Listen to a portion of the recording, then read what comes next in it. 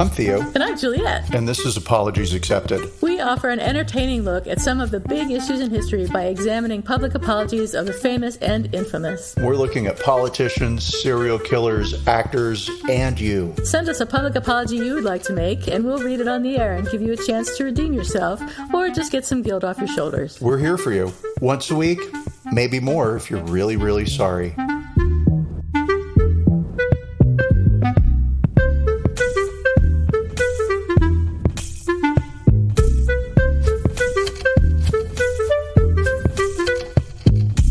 Hi, everybody. This is Apologies Accepted. The podcast. The podcast. And I'm not Theo. I am not Juliet. And we are sort of not in sync. We're not in sync. I think it's my my network connection. I may have to turn off video in a minute. So hi, everybody. Hi, everybody. Welcome to the podcast. Sorry you won't be able to watch the video of us. Which we never release or do. We're looking extra nice today. Yeah, except I'm a little bit red in the face more than usual because I did a peel last night, and I guess this is what you get when you spend less than $5 on a chemical peel. Ooh. So it was very painful last night. I had to take it. I had to wash it off immediately, and I've been super red ever since. So how that's long very exciting, were you supposed to leave it on? 10 minutes. So it's the ordinary. It's their, I don't know what it is, salicylic acid. I don't remember. Some sort of peel. It's supposed to be exfoliating, and I think it probably did exfoliate. So that's my news for the week, I guess. I haven't really news for the week very much. So what's shaking bacon is that I've been spending too much money on skincare on the one hand, and too little money on care on the other hand. Well, you look beautiful regardless of what that chemical peel did to your face. Well, duh. But so, all right. So, what's shaking bacon with you? Hey, I will tell you because I had quite the week. Let's see. So last weekend we went wine tasting out in the Texas Hill Country, which was very pretty and also gross because Texas it shouldn't be doing wines. And sorry, yes, I'm a Californian saying that, and I know, and I get it, and all right, fine, but they were all horrible.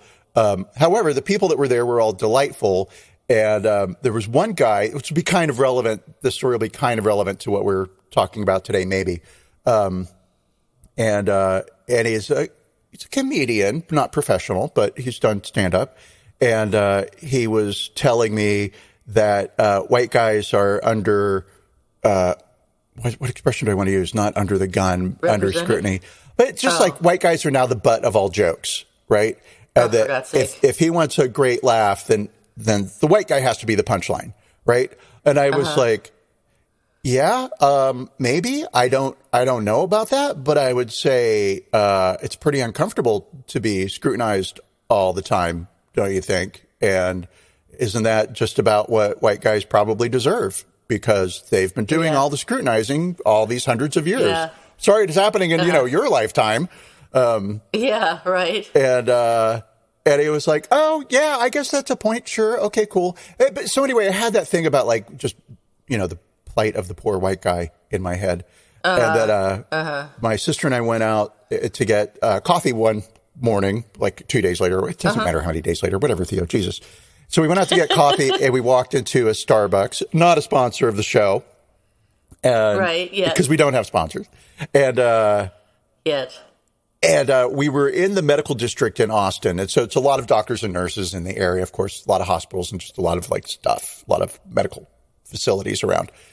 And I counted 4 different guys, all white, who walked in, no masks, walked in like they owned the joint, leaned against it. 4 different guys, because it took them a while to get our coffee, right? Because people are placing online orders. And we were dumb and walked in because we're whatever. Yeah.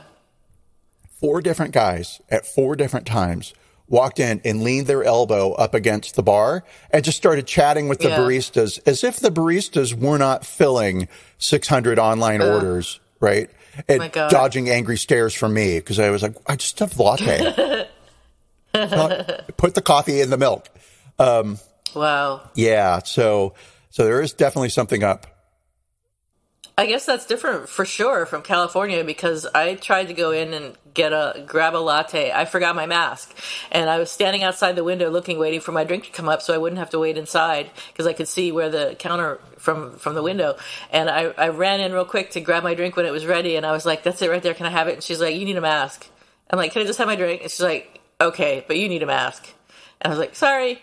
And I really felt bad because I needed a mask. Yeah. But that's a very different experience than in Texas. That's a very different experience than in Austin, Texas, which tends to be a little more liberal than, Texas.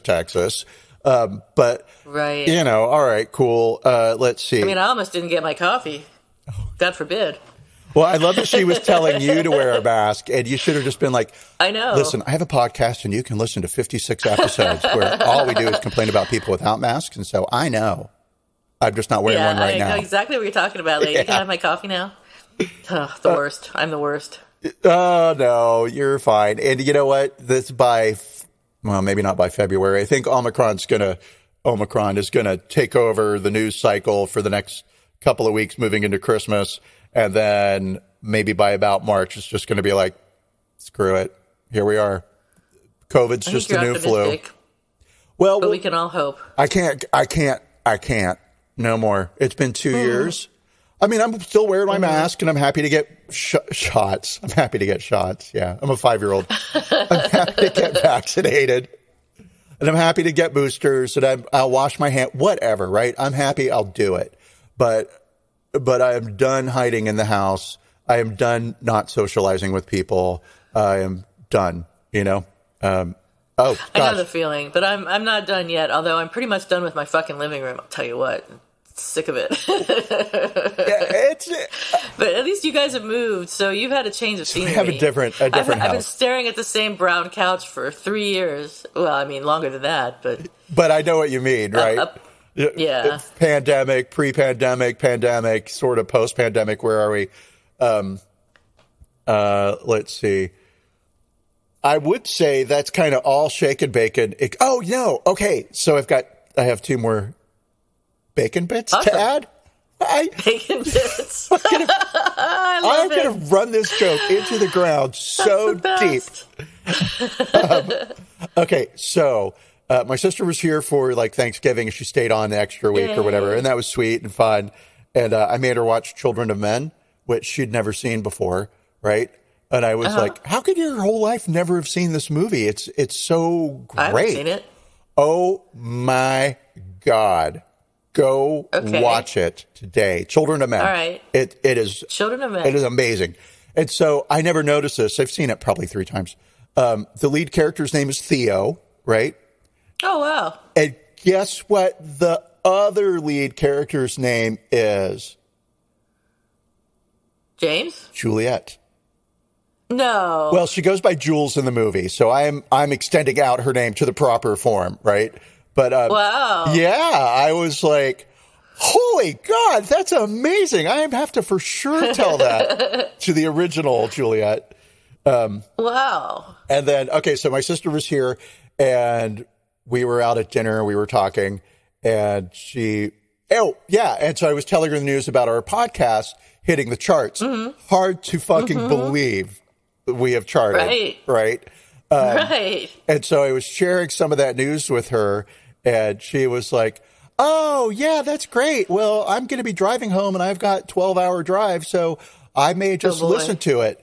And I told her, and this was my gut response. I was like, listen, you can't listen to our show. It's a private conversation that we record and put on air.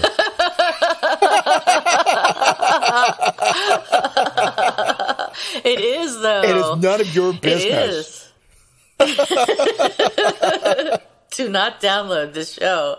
It's not for you. No. Oh, no, that's funny. Private. That's how I feel about being on the charts, is that, oh my God, who's going to listen? I can't believe people are actually listening to this. Well, hey, that's great. So, but also terrifying. Well, we're on the charts, but we're in the Hot 1000, and I'm loving it. Still better than nothing. It is. Is it? We're on a rocket to the moon, Theo. We're on a staircase to the moon, and we have to walk. It's been a slow climb, but that is all right. Yeah, so It's more like we're going to Pluto or something. It's going to take 100 years. And I'm going to say it's not that I don't like our show. We are my favorite show, right? One of my favorite shows. I have a lot of favorite shows. What? It's true, but I love them all equally. I'm like a parent with a child, right? With a lot of children. Okay, sure. Right. I'm a parent with one child. This is your only actual child, though, so I think it should be number one. Maybe a dog. Dog would count as. Oh, you mean a podcast children? Yeah. Podcast child. Okay, well, I love my nieces and nephew podcasts more. All right, I can't work with that. All right, I got nothing. Fine. But anyway, Whatever. yeah. So whatever the point to that is, I was going to say, and this isn't anything about podcasts that are below 1,027, but I'd like to hear them. Because, is it a quality issue or is it just simply, like us, is it an exposure issue? I'm sure it's an exposure issue for us. I mean, it's not a quality issue. Not a quality issue at all. Definitely not. I am covered by the finest blankets in this closet while I create this podcast with you. Speaking of the finest, I have been overspending on skincare, like I was telling you earlier. The one time I made a mistake and paid very little for something, it came back to bite me in the butt. But now my bathroom is like full of Chanel and Dior and all kinds of crazy stuff that I'm spending outrageous amounts of money on. I mean, can you believe I spent like $60 on a lipstick? It's crazy. I don't know how much lipstick costs in general, right? Well, that's actually a thing on TikTok now, is that people are asking men how much they think lipstick costs, and men are giving, of course, outrageous examples because they've never had to buy lipstick.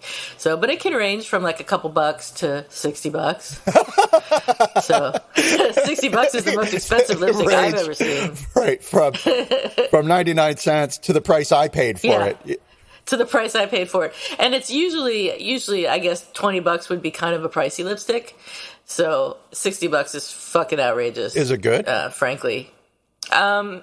I don't know that it's $60 good, but I'm not sure what would be $60 good in a lipstick. I mean, it would have to do the dick sucking for me. Hey, welcome to the club. I've been waiting a long time. And I am proud. I can't believe I said that.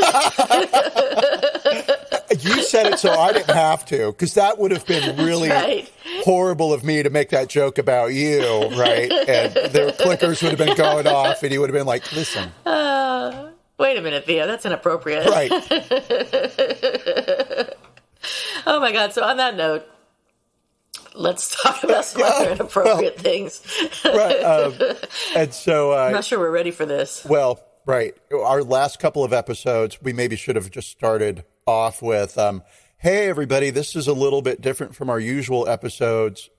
Recently, of late, they've been very lighthearted and fun because we were doing a lot of heavy downer ones, and it just started to get a little grueling on me, and it was like, I need a break. I need to step away from all of the horribleness that sometimes, the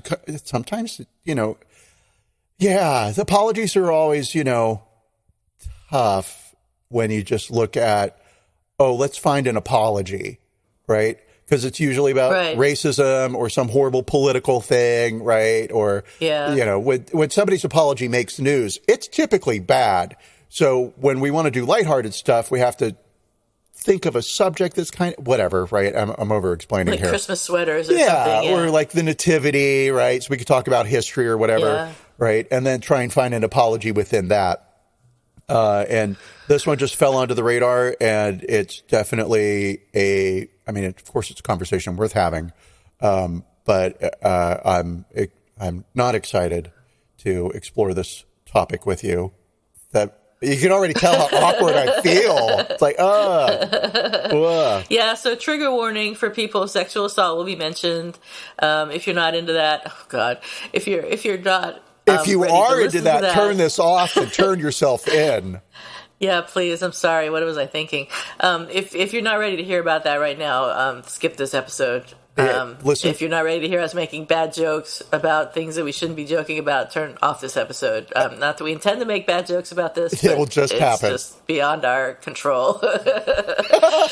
So it's kind of true. It is beyond our control. That I think so. The anxiety and that tension of, oh, this is uncomfortable. It's just like, boom, the joke pop out. Got to make a joke to lighten up the tension. So let's talk about today Anthony Broadwater, who is a black man who is now 61 years old. He was convicted of the rape of Alice Sebold, who is a white woman, and she was born in 1960, so she's, I don't know, does that make her 61 too? She was born in 1963. Oh, so she's not yet 60. She's just slightly older than us. She's perhaps best known as the author of The Lovely Bones, and this rape conviction happened in 1982. Anthony Broadwater always said that he was innocent and passed 2 lie detector tests, but he spent more than 16 years in prison. He was denied parole at least 5 times because he refused to admit to a crime that he did not commit. Which I've got to say, just right there is amazing, because if I was in his shoes, I think I would have lied and said, yeah, in order to get out of jail. I mean, 16 years. Yeah. It wasn't like 4 weeks, right? This was over the period of years, and it's not like jail was easy for him. Oh no, you know? I'm sure it's not easy for anyone. Well, except maybe rich people, but. Yeah, he spent 16 years in prison in unpleasant places. And so to consistently maintain your innocence, when you are innocent, I mean, he was innocent. It's beyond, because as I said, I would have confessed in order to get out of jail. It would be extremely tempting to anyone to confess to get out of jail, especially because after he was released, he had a sex offender status and had a really hard time finding a job because he had been in jail for raping someone. But he did not give up attempts to clear his name. Nothing went his way until November 22nd of this year, when New York State Supreme Court Justice Gordon Cuffey vacated the rape conviction and other counts related to it. Onondaga County District Attorney William Fitzpatrick said at the security hearing where Broadwater's conviction was overturned, "I'm not going to sully this proceeding by saying I'm sorry. That doesn't cut it. This never should have happened." So things worked out for Anthony Broadwater with the help of Timothy Mucciante. I think that's how, I don't know, maybe they say Mucciante. I don't know how it's pronounced. Well, it's Mucciante, and you did real well on it. And I only know that because I managed to find an interview with him, because I was calling him Mucinanti in my head the whole time. And that is the worst last name on the planet. Hi, I'm Mr. Mucinanti. Your voice cracks me up. So Timothy Mucciante was executive producer of a project to adapt Alice Sebold's memoir, Lucky, which is in part about the rape, or largely about the rape, to film, when he noticed discrepancies in the part of her book that described the trial. He told the New York Times later, "I started having some doubts, not about the story that Alice told about her assault, which was tragic, but the second part of her book about the trial, which didn't hang together." He ended up leaving the project because of his concerns about the story, and he hired a private investigator to locate Broadwater and review the evidence against him. Yes. So for some backstory, were you going to say something? Well, I was going to say that I saw an interview with the BBC, and the presenter who was conducting the interview with Mr. Mucciante said, "So you were fired from production because of your doubts around the trial." And Mr. Mucciante did not correct him. Now, I don't know if, and this wouldn't be BBC's typical way of operating. Gossip. Had Mr. Mucciante refuted that phrasing, right? Like, "Oh no, I wasn't fired. Yeah. I quit." Right? Yeah. So in the everything I've seen in the U.S. press has been that he dropped out, which makes it sound like it was his decision, right? The fact that he didn't correct the news presenter, maybe there was something just a little bit more there, right? Yeah, how interesting. I wonder. I hadn't heard that, but I didn't read the BBC, any BBC articles or European articles about it. Oh, what was a TV interview? The UK is Europe. And so they could have edited out. I guess that was a point I didn't make. The BBC could have edited out his rebuttal. "I wasn't fired," but that wouldn't be the way they operate. They would have left that in. Right. Yeah. Right. You think. So maybe he didn't catch it. Oh. Okay. Okay. So that's Timothy Bucciani.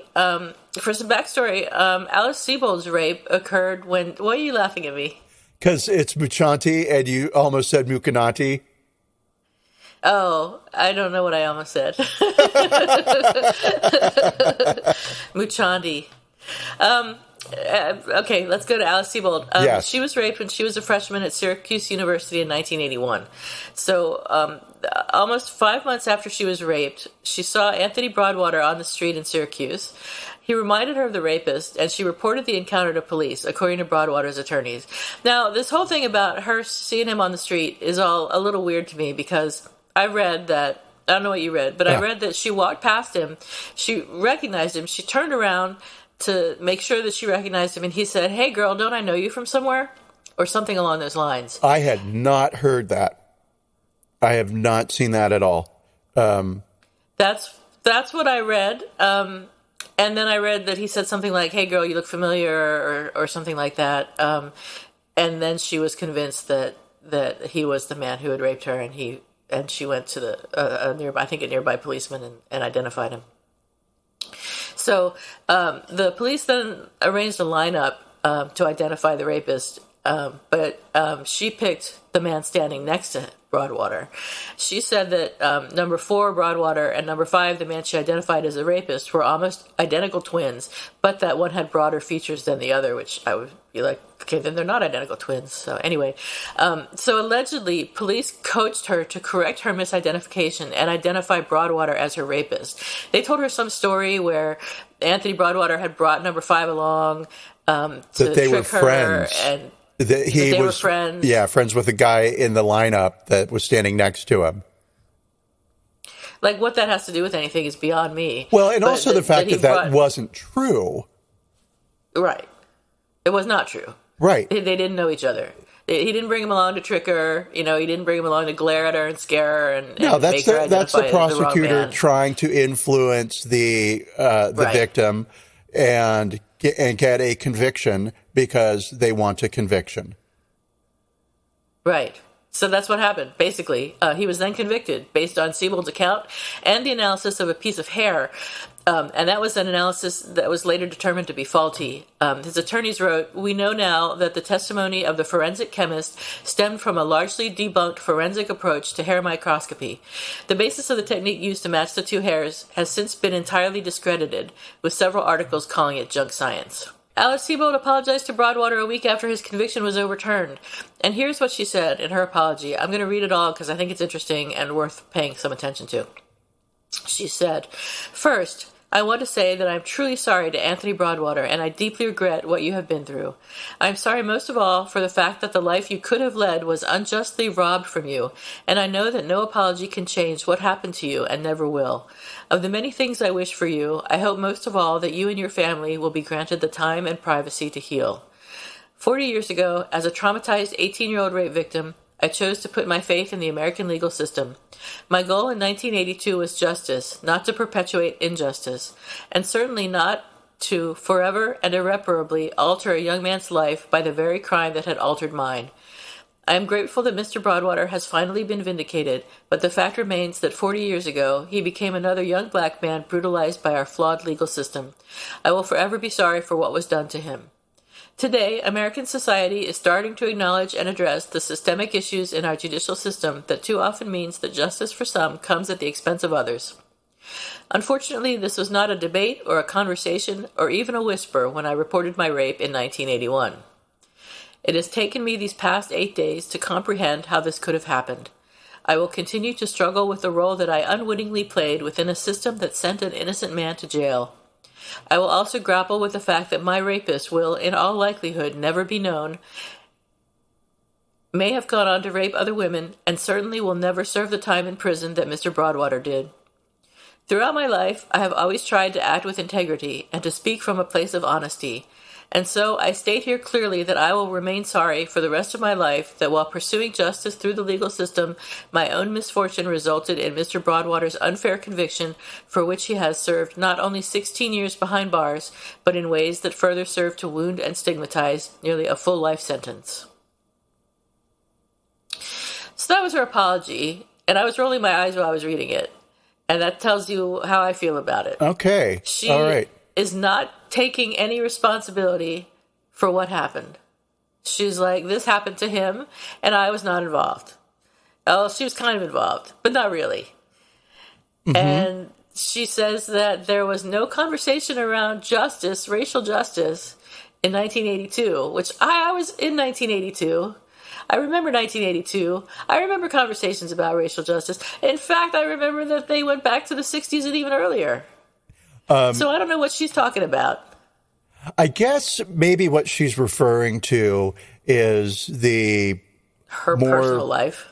Common understanding among white people about the realities that people of color face with law enforcement in this country, right? And so maybe I benefit of the doubt here, right? Because okay, I read her apology. My initial reaction was, yeah, nice dodge, Alice. You know, but then at the same time, it's like, oh, wow, how would you apologize? Well, I know how you would apologize for something like this. Right.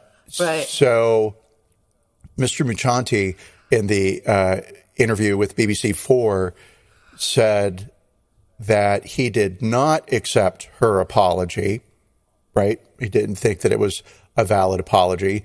He said that in her book, she misrepresented the trial and Mr. Broadwater, and that had she written the book based on the trial transcripts, Broadwater would have been released upon publication. He says, Alice made millions on the book. She should give a significant portion of that to Mr. Broadwater.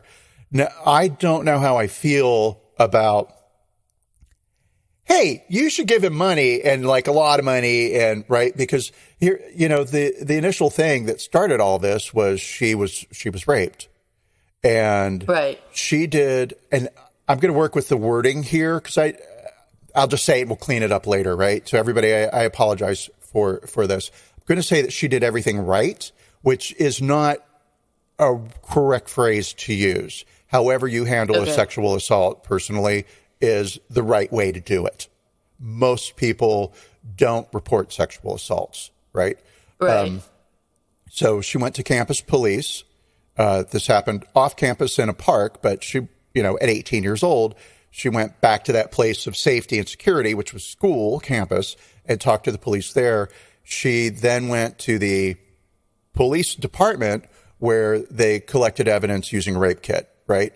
Right. I've never been involved in that, but I know that, I think I know, I don't know if you're comfortable with my sharing this, that you used to work at a rape crisis counseling. Oh, yeah. Right? Sure. So you've dealt with people who have been victimized, and you know what that process of collection entails.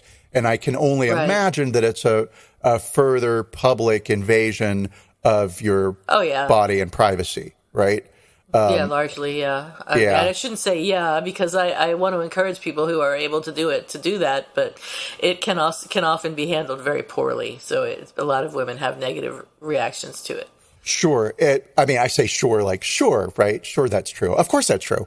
And so, given all that, she relied upon law enforcement to help her, and then misidentified somebody. I did not find anything about that interaction that you had mentioned where he said, "Hey, you look familiar."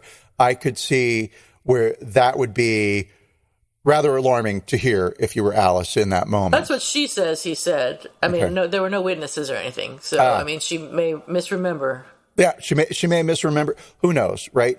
But I mean, but she was definitely traumatized by all this, and turned to the legal system for assistance by going and reporting to the police, right? And then further victimized by the legal system in having a prosecutor lie to her and tell her, oh yeah, that guy's trying to deceive you. He brought his friend with him, right? And as a 18, 19-year-old girl, right? Of course she believed I'm assuming it was a man, the police. right? Yeah. And it's not so much like she believed a man, but, there's just... Well, she believed the police. She believed the police, yes. Yeah. And she believed the person in authority, right? I would believe a prosecutor, for the most part. I would think I would, too.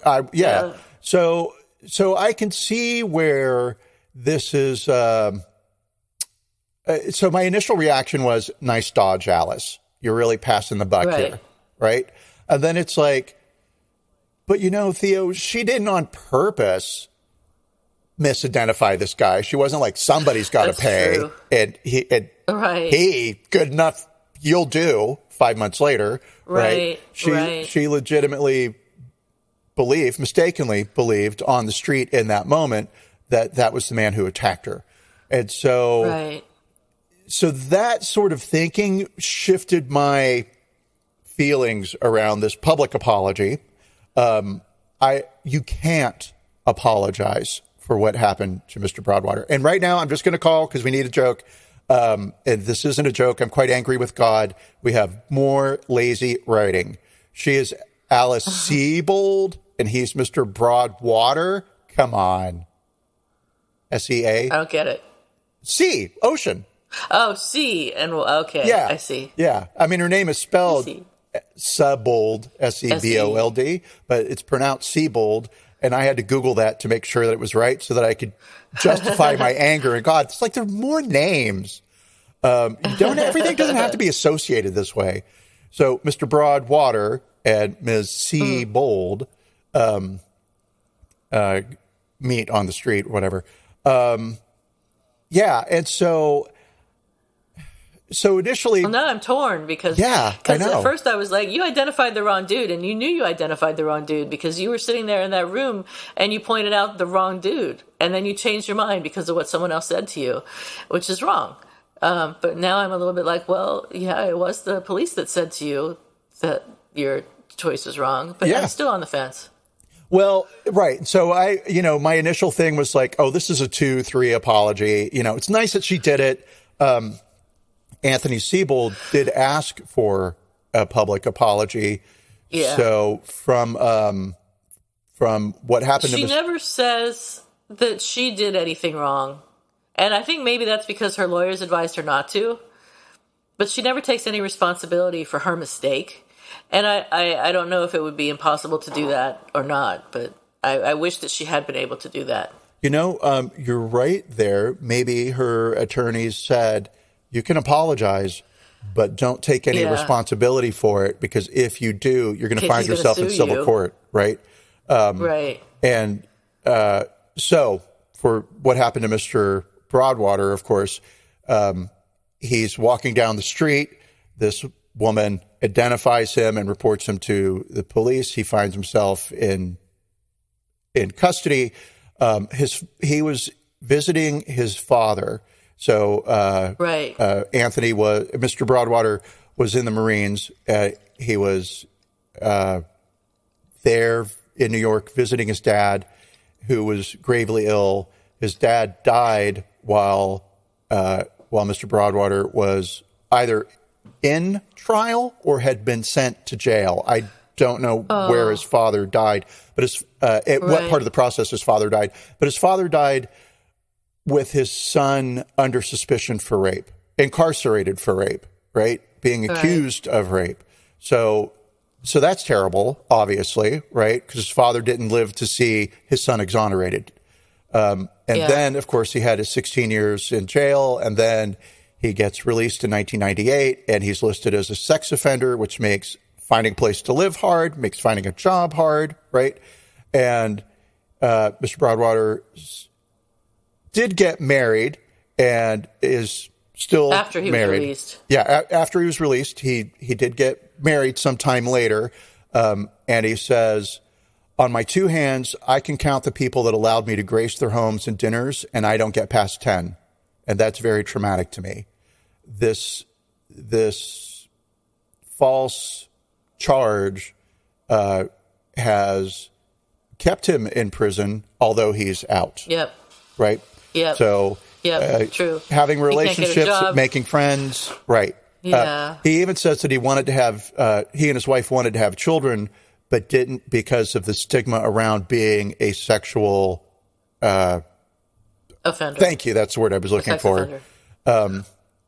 And so that's tough. And after his conviction was overturned, he said to the New York Times, "I just hope and pray that maybe Ms. Sebold will come forward and say, 'Hey, I made a grave mistake,' and give me an apology. I sympathized with her, but she was wrong." And then on December 1st, she apologizes on Medium. And then Broadwater told the Times that he was grateful for Sebold's apology. And he said, "To make that statement, it's a strong thing for her to do, understanding that she was a victim and I was a victim too." And I'm going to say that in the, what's the word, pantheon of gracious acceptances. Oh, yeah. Number one now. It Absolutely. unseats Paris Hilton from that throne. Sorry, Paris. It is now Mr. Anthony Broadwater, who understands that the woman who falsely identified him is as much a victim of the racial injustice built into our legal system as he was. And of course, Alice, at one point in her book on this, in her memoir, mentions that she was afraid that the police were going to assume that she was just a panicked white girl reporting any black man that she happened to see, which unfortunately may have been the case. Yeah, I mean, she said that she was afraid of certain types of black men, and I guess maybe this poor Mr. Broadwater just fit that type, and she ran into him on the street, and he looked sort of similar to the guy that raped her, and that was that. But he did very graciously accept her apology, and he said it comes sincerely from her heart. She knowingly admits what happened. I accept her apology. It was a big relief. It must have taken a lot of courage to come to terms and make that apology. It's still painful to me because I was wrongfully convicted, but this will help me in my process to come to peace with what happened. I mean, what a kind and generous guy. Yep. If I was in jail wrongfully for 16 years, boy, I think I'd be mad. I wouldn't be gracious. I don't think I would. I mean, maybe he had a lot of time to meditate or something in jail, but I don't know if you can meditate in jail, but if it's even possible.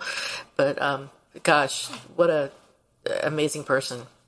Yeah, very much so. And I know from Mr. Muccianti, so sort of like this is some of the behind the scenes stuff that happened. We still, of course, have to rate the apology, and I'm delaying because I'm like, I am on this fence, and it's not on a 5 level. It's kind of like one way or the other, and I've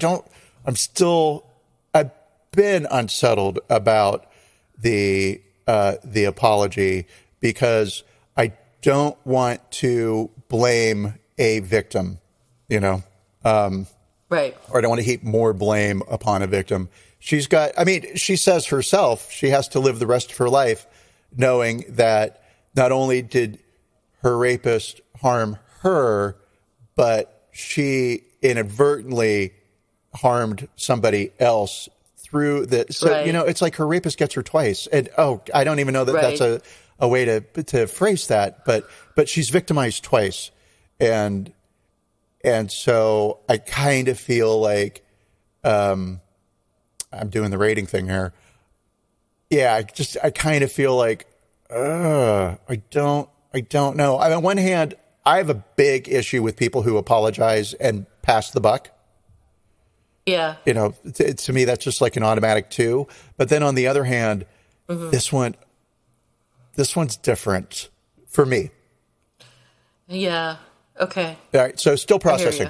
Okay. So, let's see. So to continue my delay, Mr. Muccianti, who is this executive producer, who discovered, wow, the second part of this film that we're making about this trial, things aren't stacking up. And he hires a private investigator who is a hero whose name I want to find in my notes. Aha. And so the private investigator is Dan Myers, who had spent 20 years as a, thank you for this town, Onondaga County Sheriff's Onondaga, yeah. Thank you. They need to change that name to something that I can pronounce. He retired as a detective in 2020 and was approached by Mucciante, went in, and it took him 48 hours to get to the truth. Right? Wow. Yeah.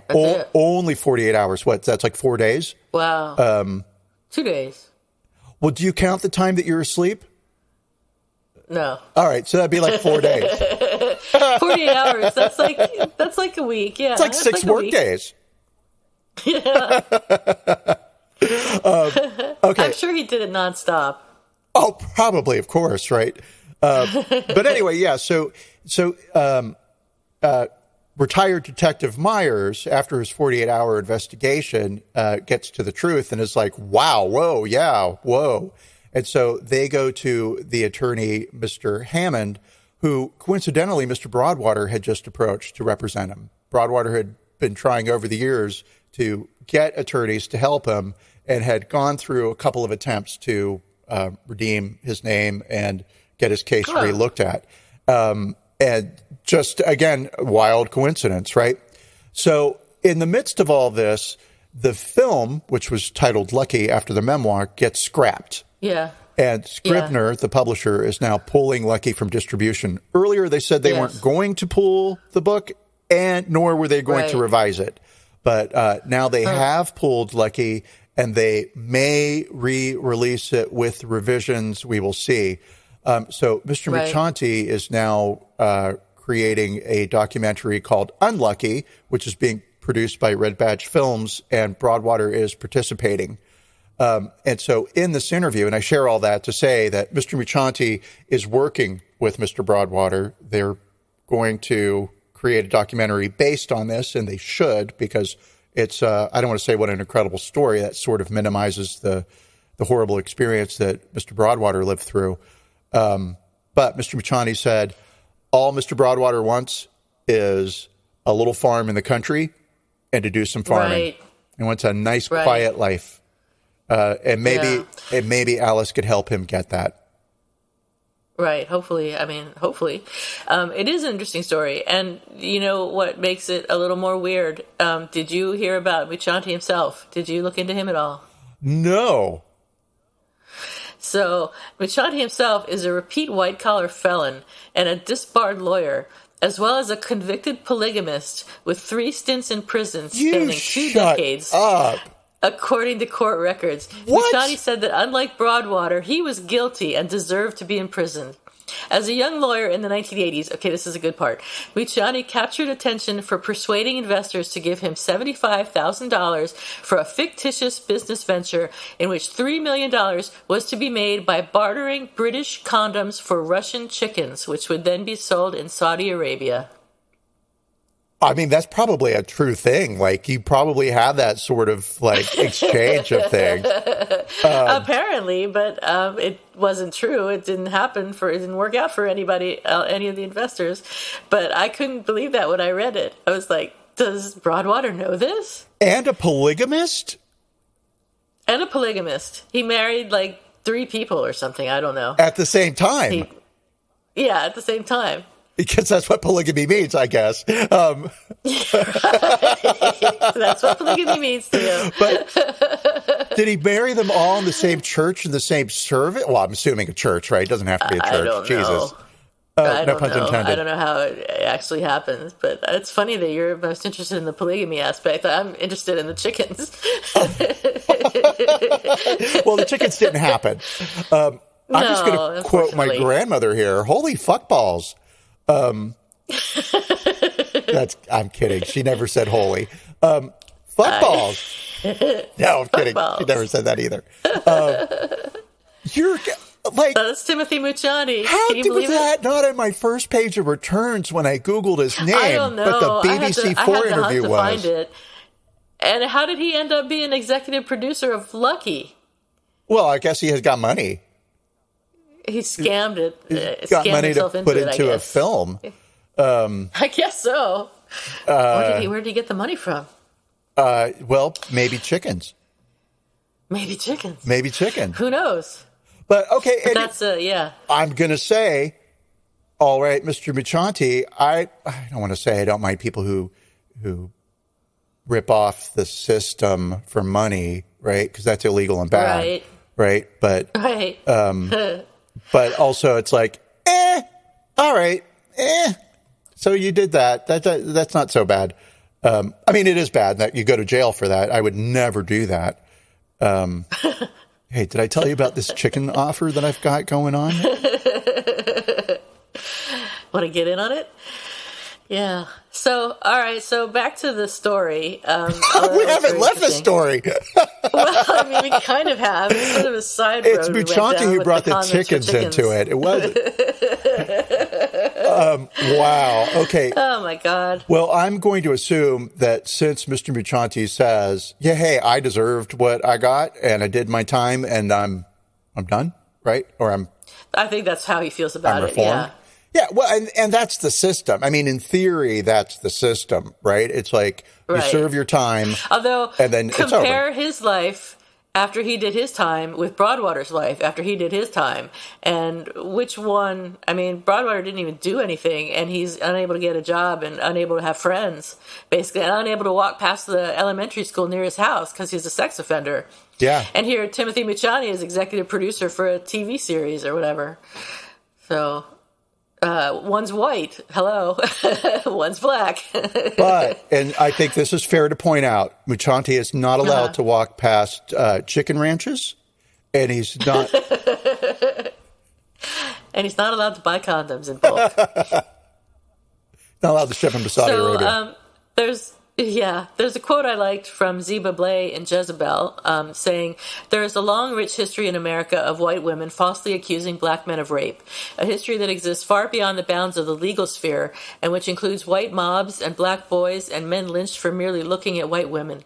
False rape accusations are rare, yes, but one must reconcile that with the fact that 52% of people falsely accused of rape are black men, and black men convicted of sexual assault are 3.5 times more likely to be innocent than white men.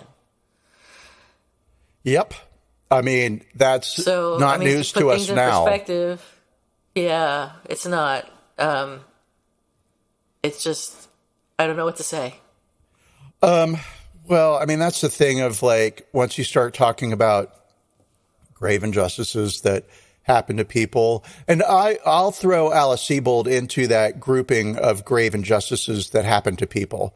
I think the legal system victimized her, as well as Mr. Broadwater.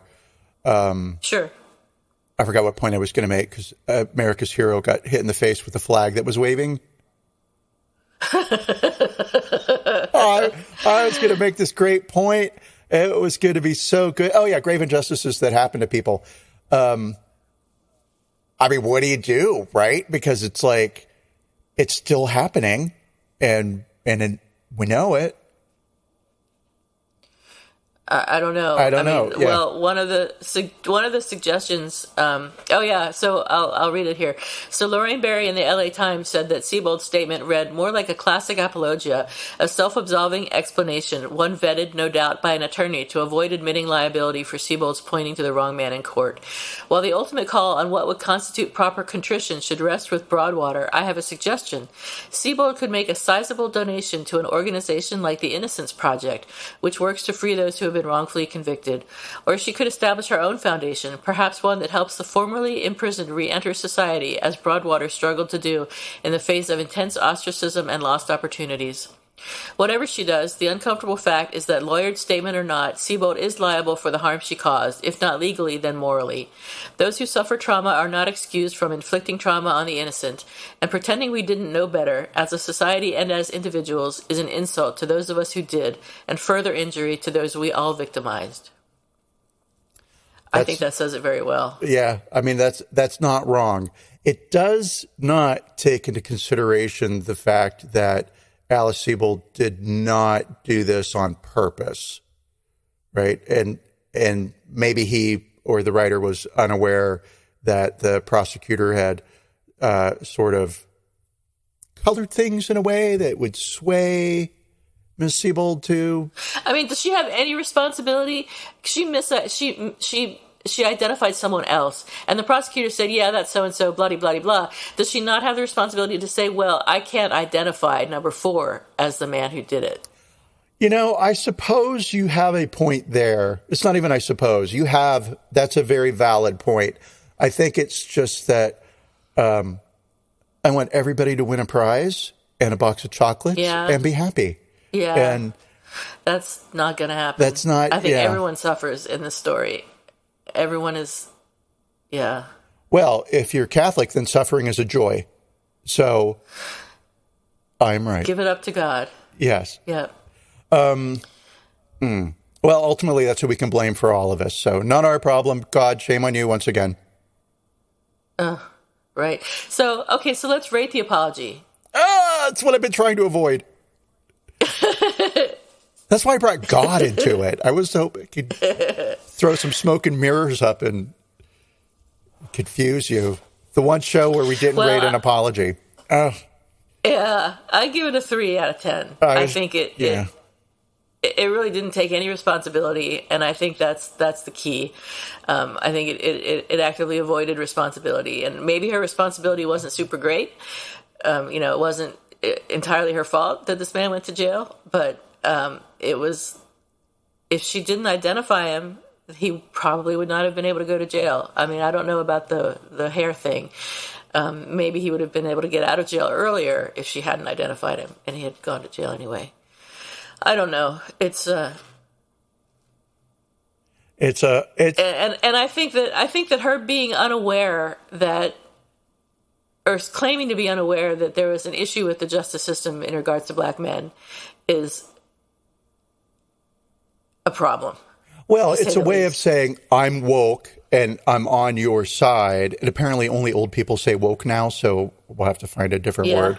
It's not a word I use, but but I do use it now, so apparently it is. But it's a way of saying I'm socially liberal. I understand, as well as somebody like me, Alice Sebold, can understand the realities that black people and people of color face in this country, blah, blah, blah.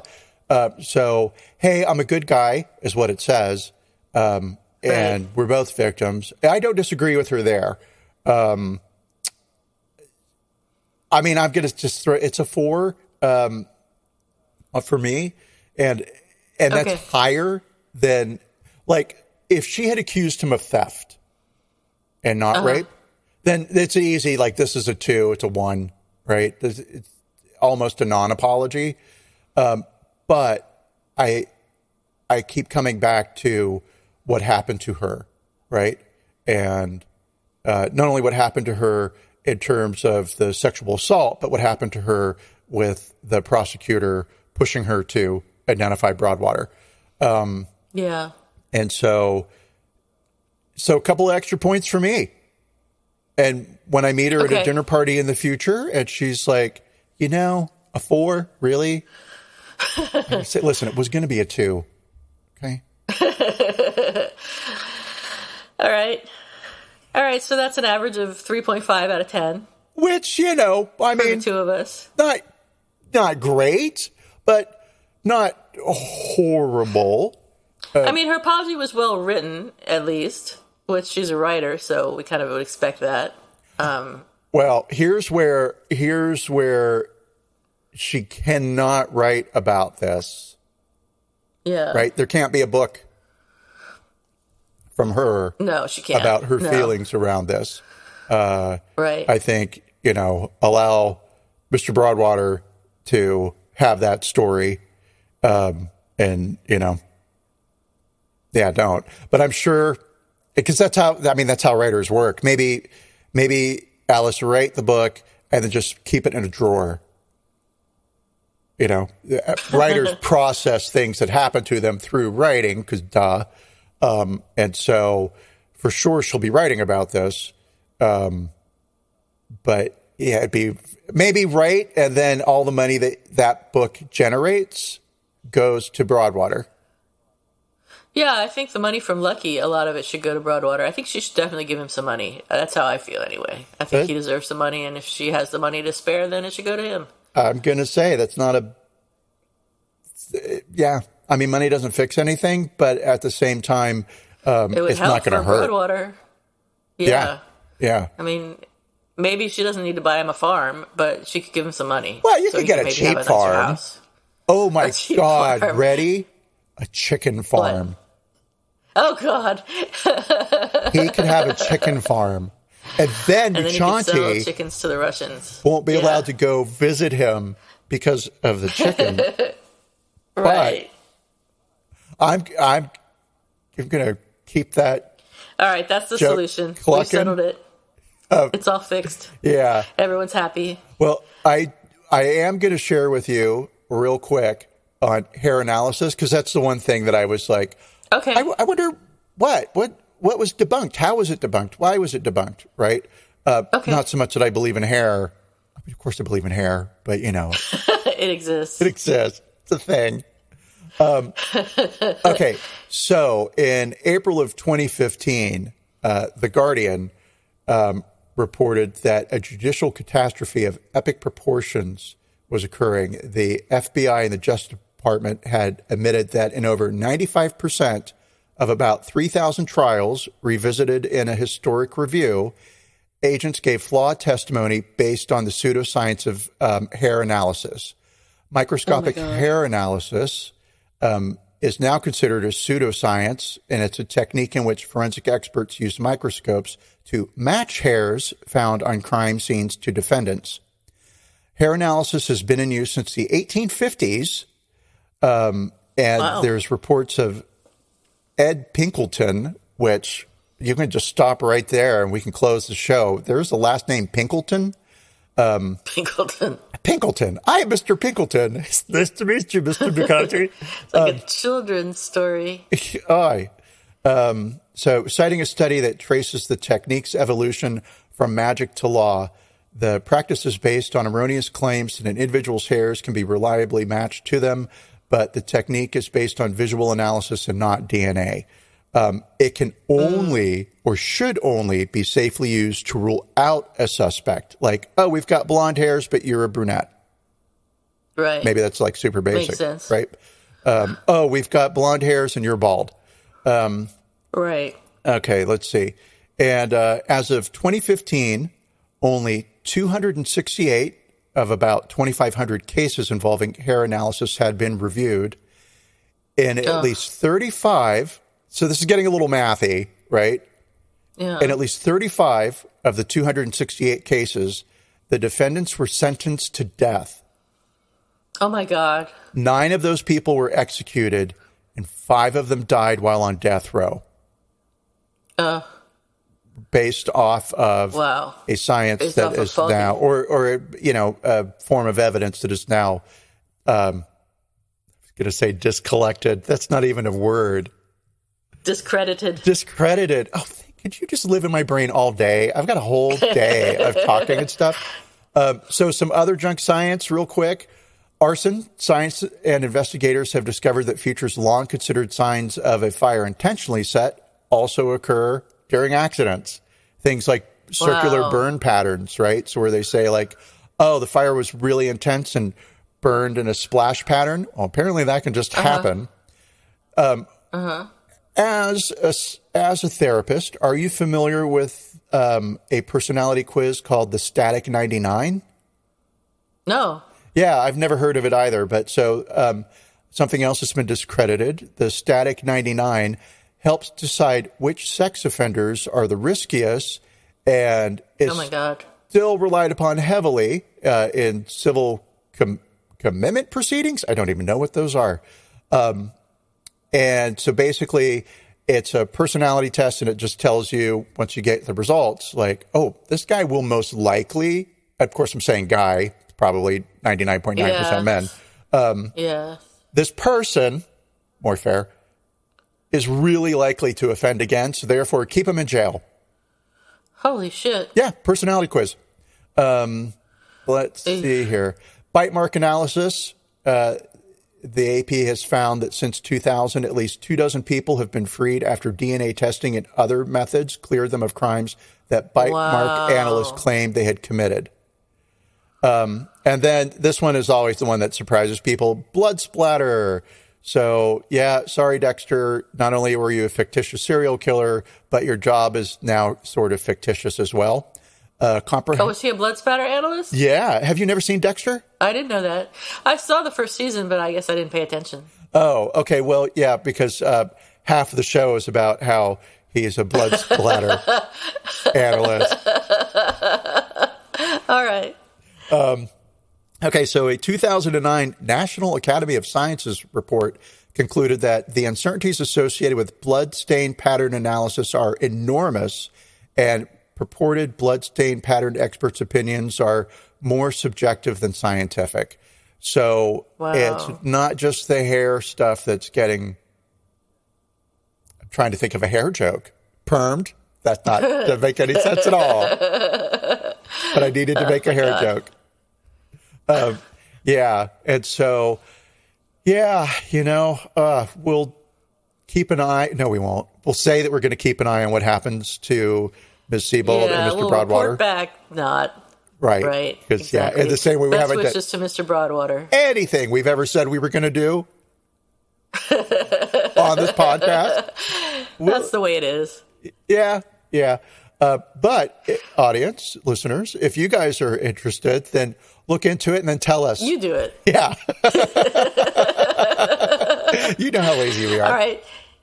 So do we have a Who's Sorry Now or an apology is expected from you this week, Theo? Yeah, I do have an apology expected, and it sort of syncs with our subject matter of sexual assault. Very cool. So Chris Cuomo was fired last night from CNN, and he was fired for helping his brother, Governor Cuomo, former Governor Cuomo, figure out like how to deal with these sexual assault cases that I am facing, charges.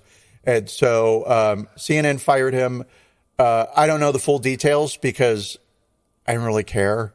I mean, let me rephrase that. Of course, I care that people are victimized, but I don't really care about Governor Cuomo. He's not my governor and blah. And of course, it's probably he was a little handsy in the office, probably is my guess, right? And of course, his brother, because they're close, helped him. And, you can wait for the apology to come from Chris Cuomo. Yeah. Chris Cuomo. There's another opportunity that parents missed to make their child's life really hard. You should have been called Quist. Quist Cuomo. Do you think... Do you think CNN will rehire Chris Cuomo? No. No. Okay, good. I hope not. They will. Although they brought Jeffrey Tubin back. Yeah. And although, did Jeffrey Tubin assault anybody other than himself? You know what I'm saying? Hey. Well, you did the dick sucking joke. I did. I opened up the door.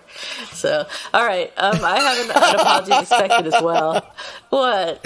You opened up the door. Yeah. Yeah. I got to hand it to you. So my apology is expected. Stop. Okay.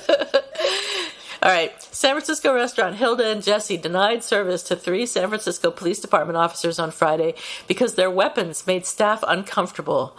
So they let them sit down and then they politely asked them to leave, saying in an Instagram post that the restaurant is a safe space and the presence of weapons prompted its staff to deny service to the officers.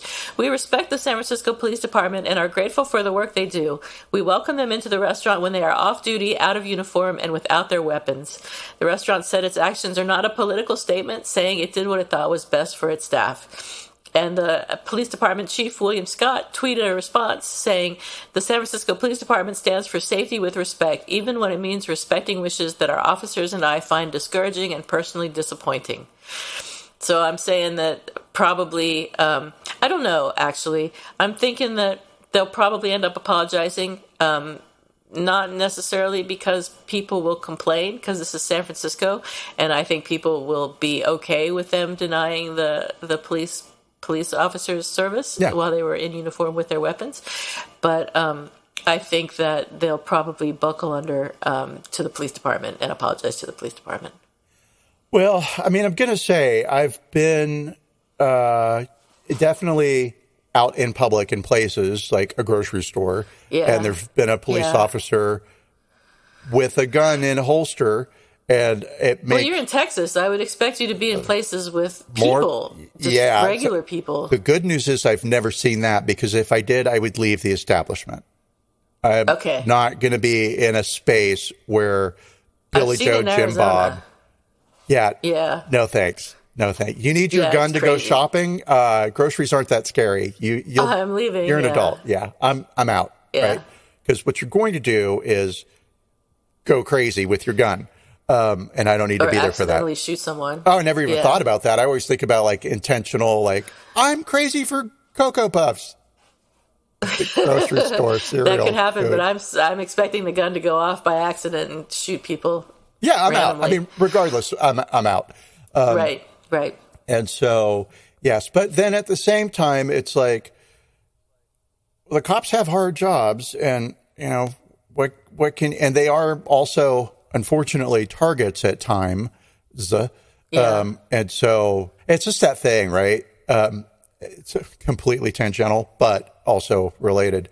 In Israel, certainly in Tel Aviv, right? You go into a restaurant, you sit down, and then you may have some soldiers that come in with machine guns strapped to their backs. Yeah. And sitting and having, and in that situation, I'm fine. I mean, it gets a little scary because it's like, oh, wow, shit's real. Like, I keep forgetting that, like, what's happening in the world. Yeah. Because I've been having a nice vacation. And then you have like, I'll say young 20-something-year-old girl who walks in with 2 machine guns strapped to her back, right? And it's like, wow. But then she sits down and she eats, and everybody is just sort of, it's normal. And so I don't get up and leave in that situation. But that person I know has been trained, right? And knows how to handle it. Yeah, exactly. Yeah. Right? And so... what's the point of that, other than in some situations, I guess if I saw cops come into a restaurant, it might give me pause, but I'd feel more like, okay, all right, they know how to handle a gun. Whereas if I just saw, like I said, a person with a gun, I'm out. Right.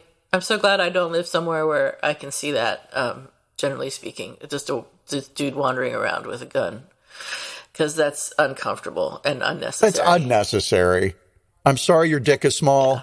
Leave the gun at home. You don't need to advertise it. Right. Has there ever been an occasion where a good guy with a gun has stopped a bad guy with a gun? I don't know.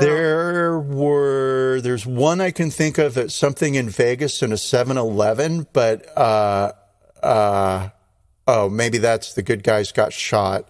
Yeah. Well, I mean, it's more typical in the news cycle that the good guy with a gun got shot or shot somebody mistakenly or whatever, couldn't right? It's always the bad thing that could have happened. But there's like one story where I think gun right activists I'll call my cousin because he's a lifetime member of the NRA. Okay. And he could give us a list of all the times. He'll tell you. Yeah. Yes, Theo, right, let's start with America. All right, I look forward to your report back on that, along with all our other reports back on things. You'll have to call him. I don't even have his phone number. Do you know his name? I do. All right, good. That's a start. All right. Well, I guess that's it. Yeah. I think that's it for today. We're done. Yeah. That was kind of a rough one, but I think we got to we made a good decision on the ratings. We got enough dick jokes that's all we're here in this episode to qualify as another classic Apologies Accepted episode. A classic Apologies Accepted. All right, thanks everybody, and we'll see you next week with another exciting Apologies Accepted. Accepted. That's right. Yeah. The podcast. We'll maybe be back with a podcast. All right. All right. Goodbye, everybody. Bye.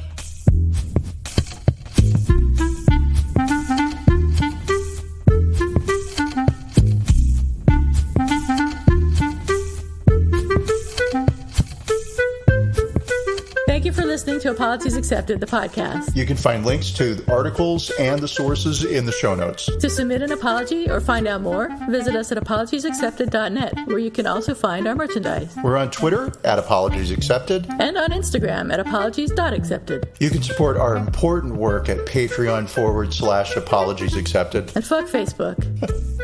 Bye. Bye.